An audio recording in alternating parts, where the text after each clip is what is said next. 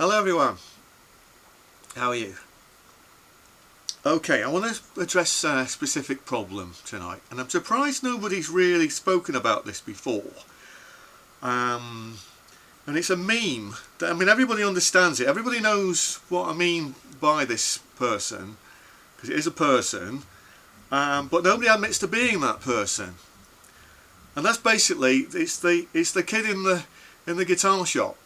You know, the guy who, it's mainly guys, trying out the expensive whatever it is, thinks they're the bee's knees, thinks they are the next Jimi Hendrix or the next Steve Vai or whoever, and they sound bloody awful. So let's see if we can actually just address some of those issues. Which what is it about that the music shop kid which makes them sort of makes them such a joke, shall we say? Well, first of all, we'll start out with the gear. Okay. Now it's predominantly in the metal genre. There doesn't seem to be any other genre these days. As far as music shop kids is concerned, anyway, it has to be metal, and not just any type of metal, but it has to be the real sort of doomy sort of I don't know what you call it. Just really depressing stuff. So you'll get bits of bits of Metallica riffs, bits of Slayer, bits of Black Sabbath, and it'll just go round on a loop. And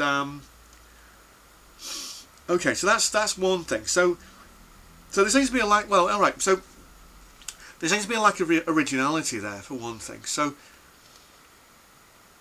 but we'll get back to that as well, because there's a few other fundamental things before then as well. So let's say let's reproduce it. You've gone in the guitar shop, you've seen a nice guitar, you think, oh, that's looking cool. I'll try that out. So first of all, how do you set your amp up? Now, your music shop kid is just going to go straight for the death metal setting or whatever. Everything on, well, it doesn't actually go up to 11, but everything turned up, and somehow seems to think that playing louder makes you better. Well, anyway, so let's actually just start out with what we should be doing. So first of all, you take your guitar, right? Now, if you are going to use an overdrive setting, there's a difference. Right, so okay, there's something as well. There's a difference between overdrive and distortion. Overdrive means pushing an amplifier past its linear range, basically, so that it starts to it starts to distort, but the distort's sort of sweeter. It's like a natural smoothness to the sound. So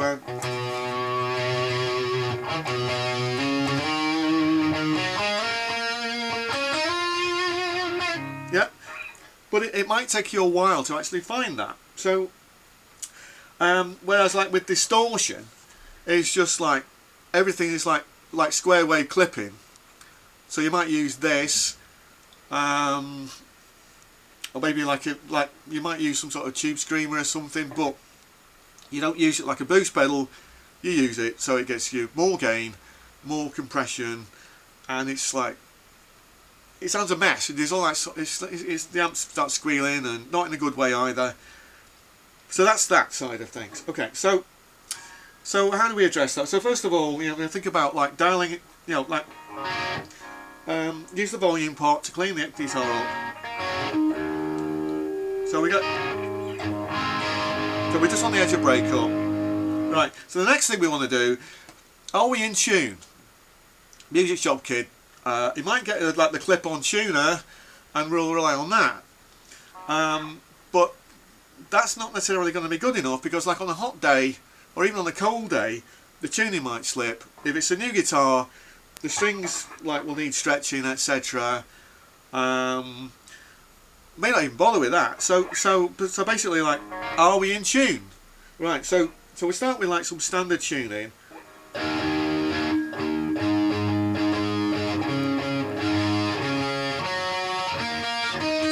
Okay, so that's one way, but the best way of tuning I have always found is to use use harmonics.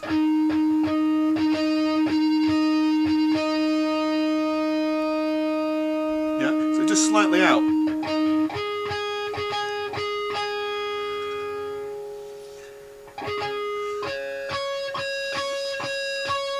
You see how that's sharp?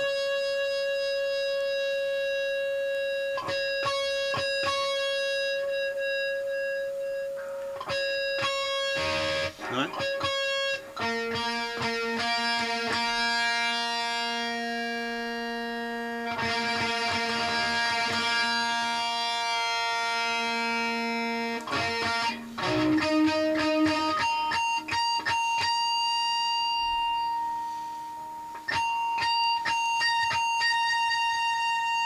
Okay, so it should be in tune.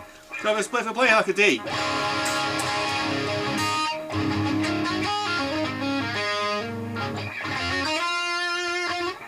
Yeah.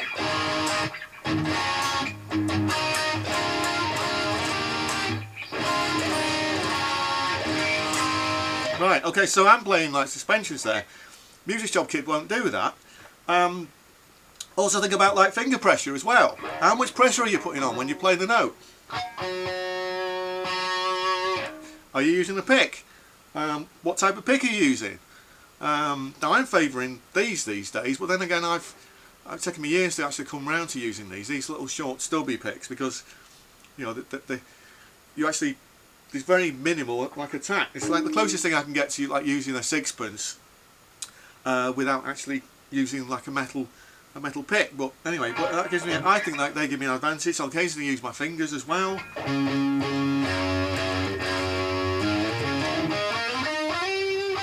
So next thing's what we're playing. No, actually before we get to what we're playing, things about fingers. What are the fingers doing? Now,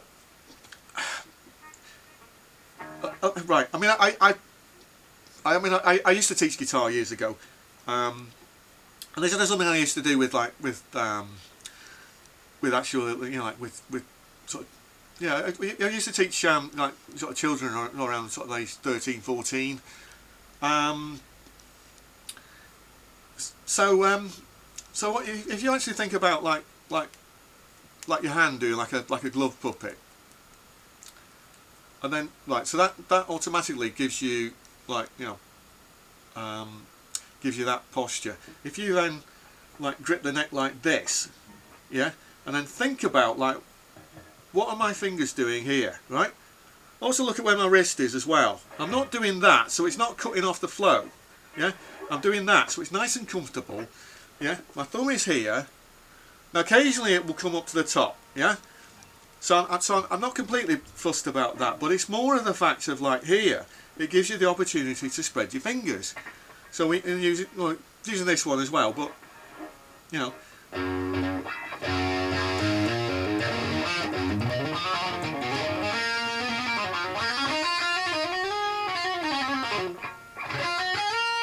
Yeah.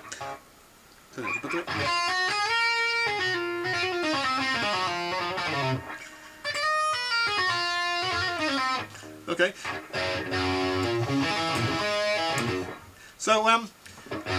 So that gives me a nice position there. But like I was saying though, there also seems to be like a lack of like originality of like, you know, it's just playing bits of Metallica and Slayer riffs and bits of Black Sabbath riffs. And then occasionally you might get a bit of Green Day or something like that. You know, something like Basket Case or whatever. Maybe a bit of Nirvana might come in there. And then sometimes you might think, you know, like, you might hear somebody doing like Bohemian Rhapsody. But they haven't actually got the chops yet for the, you know, like the, there's like this descending triplet part. I'm not going to play the whole Bohemian Rhapsody solo, but so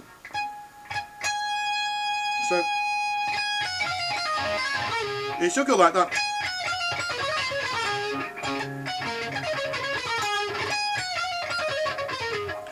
Now the thing is though, what I would do would be to break that down into an exercise and then move it around, play it in different positions. Play what happens if you play it back up here?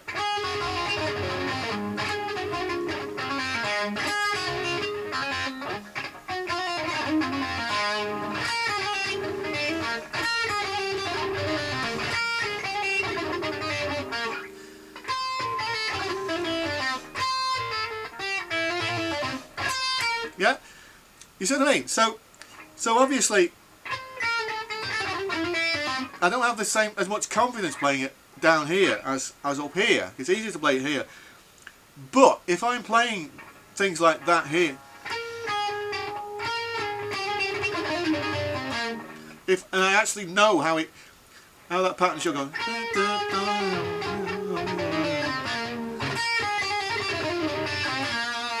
It should have that skipping pattern.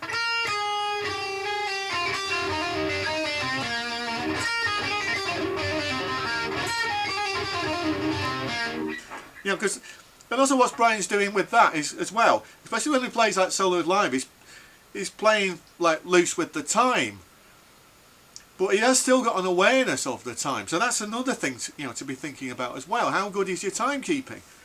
And it's not just a case of like like just setting the metronome to 120 and just just shredding over it, because a lot of the time with of course, that just giving you like working in 4/4. What happens if you're playing in 3? What happens if you're playing in 5/4? Yeah. I was working on something this afternoon which is written in 3/2. Good luck with that one. And then when you start getting into like the divisions, I mean, there was somebody that's another story. It's not to do with Music Shop Kid, but somebody who one of the bands I used to play with, and then would write a part, and then would just count up how many notes there were, and then that would be the time signature, not the actual weighting on what those notes are. So it's worth getting. It's worth actually just sitting down and thinking about like how good is my timing, and then there's other stuff as well, like this basic subtleties, like the nuances, which will actually give you your sound. Say you play a note, you play a C without vibrato, with vibrato, yeah. So I should be able to control how much vibrato I want with that note. Play a C sharp.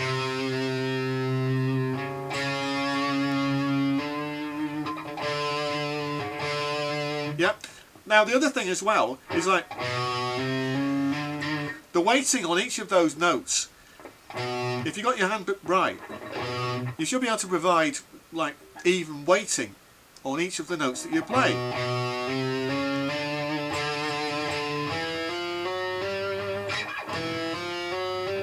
Whether I'm playing legato or whether I'm actually picking the notes. Yeah. And then things like slides and bends as well. Like how accurate are your slides? If you're going to slide into a note.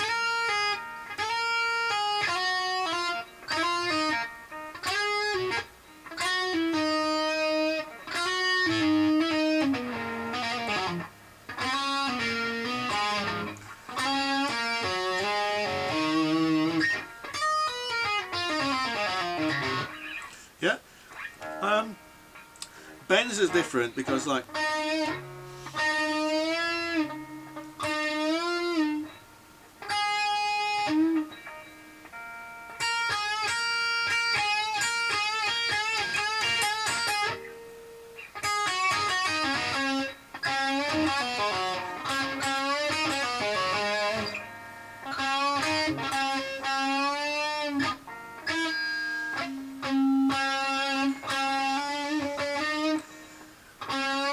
it's almost at that note. You can see the guitar's actually now.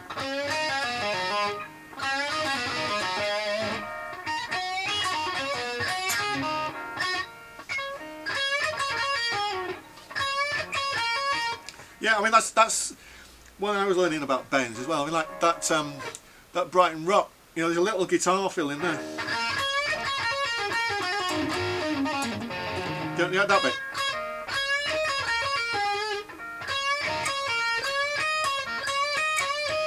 Yeah. Yeah. Yeah. Because you're almost bending up to that note.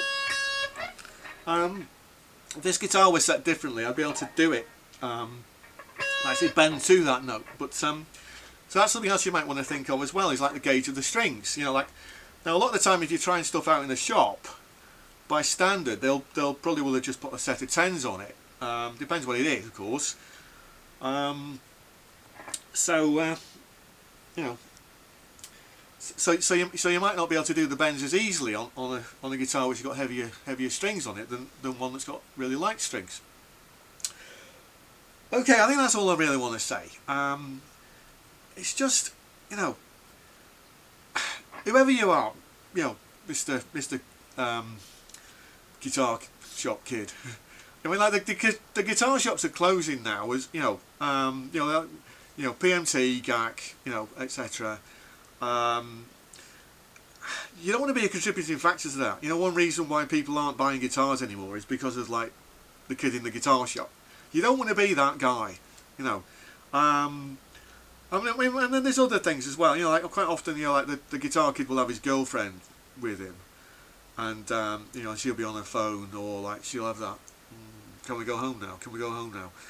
But because it makes him happy, then they're in the shop. So you know, I mean, I've yet to actually see it the other way around, where you know it's the girl goes in and she's like an incredible, you know, sort of shredder and whatever, and then he's bored. I haven't seen that yet. And I am also seeing, you know, like a, you know, I've yet to see like a Tim Henson or a Herman Lee, you know. I'm not seeing, you know, any of these like these fantastic Instagram players, you know, who are, you know, doing these shorts. You know, where are they? You know, obviously they're not going in the guitar shops. I mean, maybe because they're spending all day practicing and filming, they haven't actually got time to go out and try in the shops, have they? But yeah, anyway, I'm going to leave it there. All right, so I hope we got some tips out of that. I hope it's not too negative. All right, thanks for watching, everybody. I'll see you next time.